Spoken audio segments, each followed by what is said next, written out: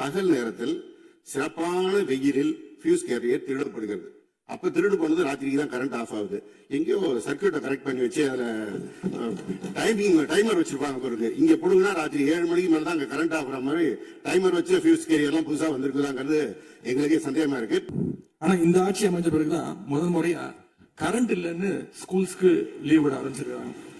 மழை வர்றப்பெல்லாம் ஸ்கூல் பசங்க TV on பண்ணி இன்னைக்கு ஸ்கூல் இருக்கா இல்லையான்னு தெரிஞ்சுப்பாங்க.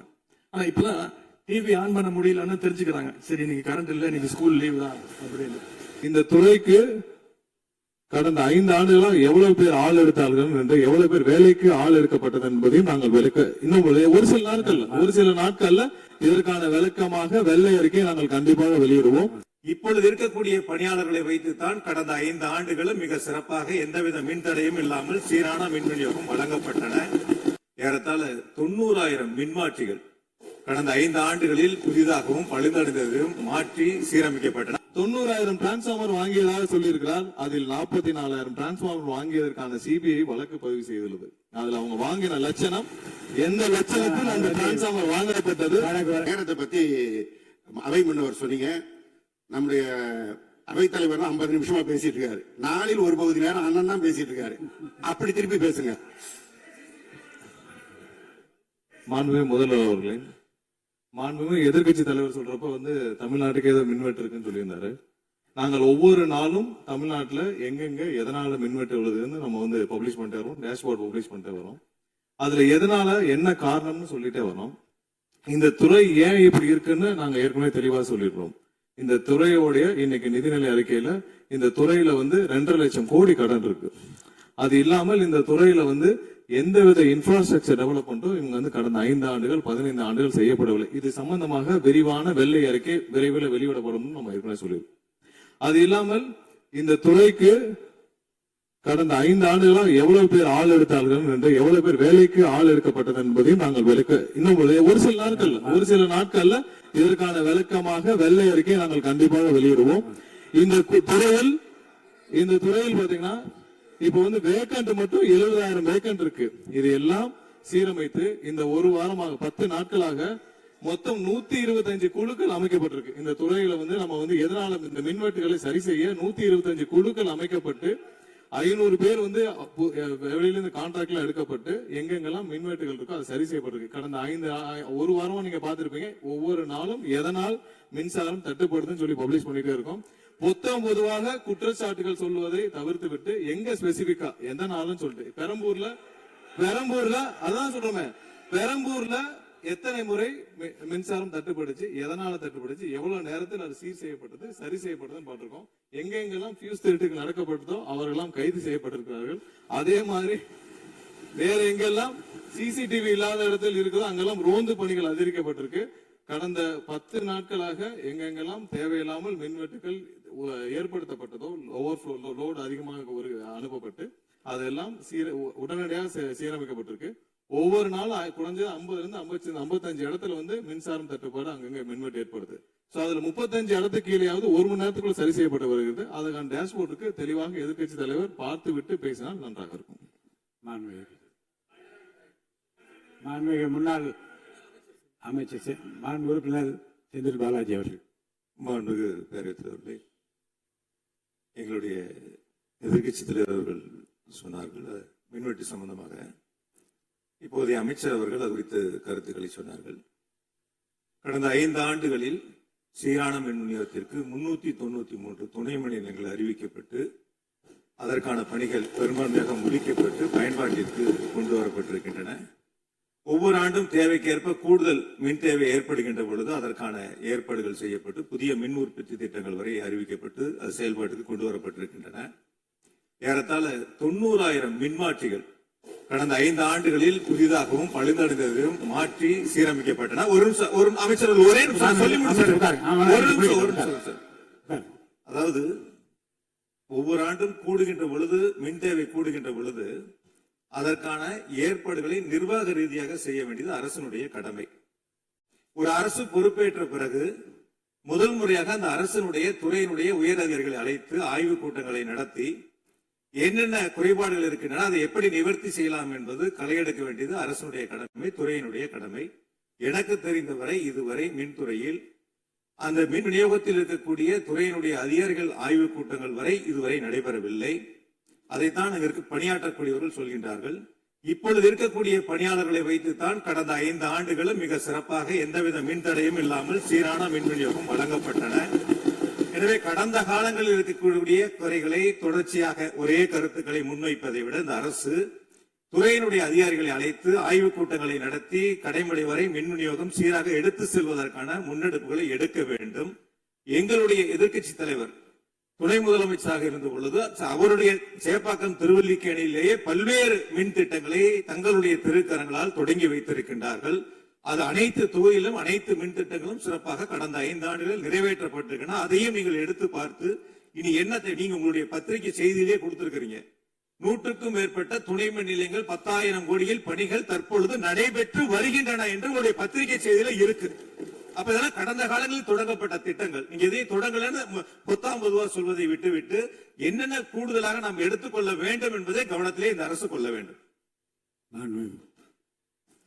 மாண்புமிகு பேரவைத் தலைவர் அவர்களே, மாண்புமிகு உறுப்பினர் மாண்புமிகு உறுப்பினர் சொன்னப்ப சொன்னாரு அறிவிப்புகள் நிறைய செஞ்சிருக்கோம்னு. கடந்த ஆட்சியில் அறிவிப்புகள் மட்டும்தான் செஞ்சிருக்காங்க, எதையும் செயல்படுத்தவில்லை. அது இல்லாமல் அவர் சொல்லியிருக்கிறார், நாங்கள் அது சம்பந்தமாக வெள்ளை அறிக்கை 2 நாள்ல வெளியிடுவோம். நீங்க அமைதியா இருக்கலாம், 2 நாள் அது சம்பந்தம் வெளியிடுவோம். அது இல்லாமல் 90,000 டிரான்ஸ்பார்மர் வாங்கியதாக சொல்லியிருக்கிறார். அதில் 44,000 டிரான்ஸ்பார்மர் வாங்கியதற்கான சிபிஐ வழக்கு பதிவு செய்துள்ளது. அதுல அவங்க வாங்கின லட்சணம், எந்த லட்சணத்தில் அந்த டிரான்ஸ்பார்மர் வாங்கப்பட்டது அப்படின்னு தெரியும்.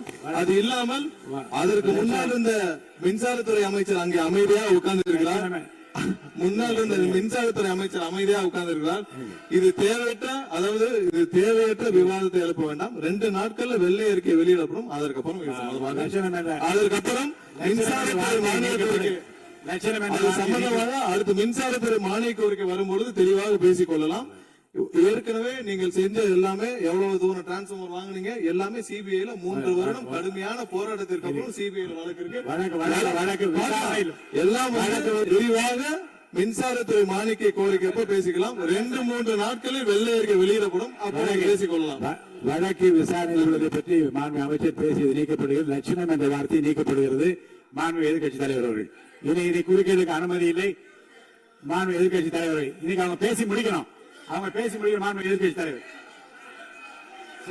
என்ன சொல்லி சீக்கிரமா சொல்லுங்க. மாண்புமிகு பேரவைத் தலைவர் அவர்களே, மாண்புமிகு அமைச்சர் அவர்கள் கடந்த 15 ஆண்டுகளாக என்று ஒரு வார்த்தையை சொல்லியிருக்கிறார்.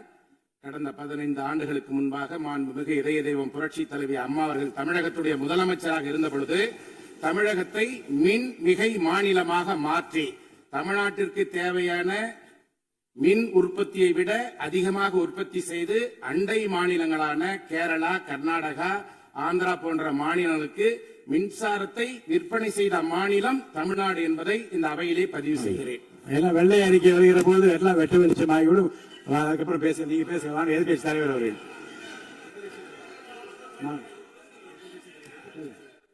மாண்பு உறுப்பினர். மாண்பு பேரவைத் தலைவர்களே, மாண்புமிகு மின்துறை அமைச்சர் ஊடகங்களை நல்ல சிறப்பாக கையாளுறவர் கொஞ்ச நாள் அமைதியா இருக்காருன்னு பார்த்தா இன்னைக்கு இங்கேயும் அந்த முயற்சி எடுத்திருக்கிறாரு. எத்தனை கோடி கடன் இருக்கிறது இன்னைக்கு நேற்று இல்ல. இது சேவைத்துறை, போக்குவரத்துறை, மின்துறை, இதெல்லாம் சேவைத்துறை. லாப நட்டம் பார்க்கிற விஷயம் இல்லை. கடன் இருந்தாலும் பொதுமக்களுக்கு மின்சாரம் சென்று சேர்கிறதாங்கிறது முக்கியமான பிரச்சனை. கடந்த 5 ஆண்டுகள்ல இந்த பிரச்சனை இல்லாம இதே கடனோடு இதே ஊழியர் பற்றாக்குறையோடு தான் செயல்படுத்தினோம். ஊழியர் பற்றாக்குறையை எப்படி சரி செய்வதுங்கிற பிரச்சனை எங்களுடைய ஆட்சி அமைந்த பொழுது கொரோனா உச்சத்தில் இருந்தது, பொருளாதார நெருக்கடி இருந்தது. அதையெல்லாம் படிப்படியாக சீரமைத்து அப்பொழுதுதான் நம்முடைய முன்னாள் மின்துறை அமைச்சர் சகோதரர் செந்தில் பாலாஜி அவர்கள் சொன்னது போல 95,000க்கும் மேற்பட்ட டிரான்ஸ்பார்மர்ஸ் அங்க நிறுவியிருக்கோம். அது எல்லாமும் போட்டோ எடுத்து அவர் எல்லாத்தையுமே ரெக்கார்ட் பண்ணி வச்சிருக்காரு. வேணா உங்களுக்கு அதெல்லாம் கொடுக்குறோம். சட்டமன்றத்திலும் எல்லோருக்கும் வழங்கப்பட்டது. அதே போல பெரம்பூர் தொகுதிக்கு பக்கத்து தொகுதியான எங்களுடைய தலைவர் தளபதி அவருடைய தொகுதியான குளத்தூர் தொகுதியில 220 kVA புதிய மின் நிலையம் துவக்கி வைக்கப்பட்டு அந்த பகுதி எல்லா பகுதிக்கும் சேர்த்துதான் சரி செய்வதற்கான வாய்ப்பு வழங்கப்பட்டிருக்கிறது. போய் நீங்க கொஞ்சம் ஆய்வு பண்ணுங்க. அடுத்தது ஃபியூஸ் கேரியர் திருடு போனதை சொன்னார். ஒரு சிறப்பான காட்சியை வெளியிட்டார். பகல் நேரத்தில் சிறப்பான வெயிலில் ஃபியூஸ் கேரியர் திருடப்படுகிறது. அப்ப திருடு போனது ராத்திரிக்கு தான் கரண்ட் ஆஃப் ஆகுது. எங்கேயோ சர்க்கியூட்டை கரெக்ட் பண்ணி வச்சு அதுல டைமர் வச்சிருப்பாங்க பிறகு. இங்க போடுங்கன்னா ராத்திரி 7 மணிக்கு மேல தான் அங்க கரண்ட் ஆகுற மாதிரி டைமர் வச்சு ஃபியூஸ் கேரியர் எல்லாம் புதுசா வந்திருக்குதாங்கிறது எங்களுக்கே சந்தேகமா இருக்கு. பேரவைத் தலைவர் அவர்களே கொஞ்சம் இருங்க. ஒரு புகார் சொல்லுகிற போது இந்த ஃபியூஸ் கேரியர் மாண்புமிகு பேரவைத் தலைவர்களே, முன்னாள் மின்துறை அமைச்சர் விளக்கத்தை சொன்னார்.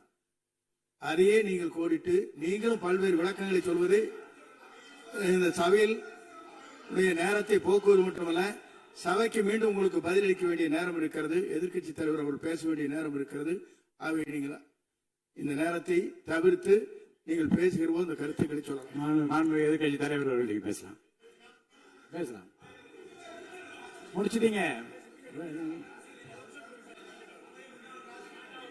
ஃபியூஸ் கேரியர் திருடு போறது மட்டும் இல்ல, தனிப்பட்ட நபர்களுடைய மோட்டார்ல இருக்கிற காப்பர் வயருக்காக திருடுவது என்பது காலகாலமாக நடந்து வருவது. ஏதோ ஃபியூஸ் கேரியர் வந்து அதுல இருக்கிற காப்பருக்காக திருடினாங்கன்னு இப்போ ஒரு கண்டுபிடிப்பை வெளியிட்டு இருக்கிறீங்க. இது தனியாருக்கு நடப்பது, அரசுக்கும் நடப்பது. ஆனால் அந்த ஃபியூஸ் கேரியர் எந்த நேரத்தில் திருடப்பட்டது என்ற காட்சியை நீங்கள் தான் வெளிப்படுத்தினீர்கள். அதற்கும் இதற்கும் சம்பந்தம் இல்லை. எனவே வெளியில பேசுற மாதிரியே சபையில் பேச வேண்டாம் என்பதை தயவு செய்து கேட்டுக்கொள்கிறேன். நேரத்தை பத்தி அவை முன்னவர் சொன்னீங்க. நம்முடைய அவைத்தலைவர் 50 நிமிஷமா பேசிட்டு இருக்காரு. நாளில் ஒரு பகுதி நேரம் அண்ணன் தான் பேசிட்டு இருக்காரு. அப்படி திருப்பி பேசுங்க. எதிர்க்கட்சி தலைவர் அவர்களே, அவைத்தலைவரை பற்றி சொல்லவே கூடாது, சபையில் இடம்பெறக்கூடாது என்பதை தெரிவித்துக் கொள்கிறேன். எதிர்க்கட்சி தலைவர் அவர்கள். பேரவைத் தலைவர் அவர்களே, நான் கேட்டுக்கொள்வதெல்லாம் நீங்க இந்த மின்வெட்டு பிரச்சனையால தமிழ்நாட்டை இருட்டாக்கி முதலீடுகளை கோட்டை விட்டுறாதீங்கன்னா உங்களை எல்லாம் கேட்டுக்கொள்கின்றேன். அது மாதிரி நம்முடைய மின்சாரத்துறை அமைச்சர் வந்து 2 நாட்கள் பொறுமையா இருங்கன்னு சொல்லும் போது எனக்கு அடுத்த 2 நாட்களுக்கு தமிழ்நாட்டில் மின்சாரம் இருக்குமா இல்லையா, இல்ல நாங்க எல்லாம் பொறுமையா இருக்கணும்னு அதை சிம்பாலிக்கா சொல்றாரா அப்படிங்கிற சந்தேகம் எனக்கு இருக்கு. இன்னைக்கு எங்க பார்த்தாலும் அறிவிக்கப்படாத ஒரு மின்வெட்டாக இருக்கு. குடும்பங்கள்லாம் குழந்தைங்களை கூப்பிட்டு வந்து சாலை மறியலில் ஈடுபட்டு இருக்காங்க. சில நாட்களுக்கு முன்பு எங்களுடைய திராவிட முன்னேற்ற கழகத்தின் சார்பாக ஒரு பொதுக்கூட்டம் அம்பத்தூர்ல ஒரு பொதுக்கூட்டம் ஏற்பாடு பண்ணியிருந்தோம். அங்க வந்து எங்களுடைய முன்னாள் அமைச்சர், இப்போ சட்டமன்ற உறுப்பினர் அண்ணன் தங்கம் தென்னரசு அவர்கள் சிறப்பு பேச்சாளராக போயிருந்தார். அவர் பேச ஆரம்பிச்சோடனே கரண்ட் கட் ஆயிடுச்சு. 30 நிமிஷம் வரைக்கும் காத்திருந்து நாங்க என்ன பண்ணிட்டோம், பொதுக்கூட்டத்தை அரசுக்கு எதிரான ஒரு ஆர்ப்பாட்டமா மாத்தி, கரண்டே வரல, ஆர்ப்பாட்டமா நடத்தி முடிச்சிட்டோம்.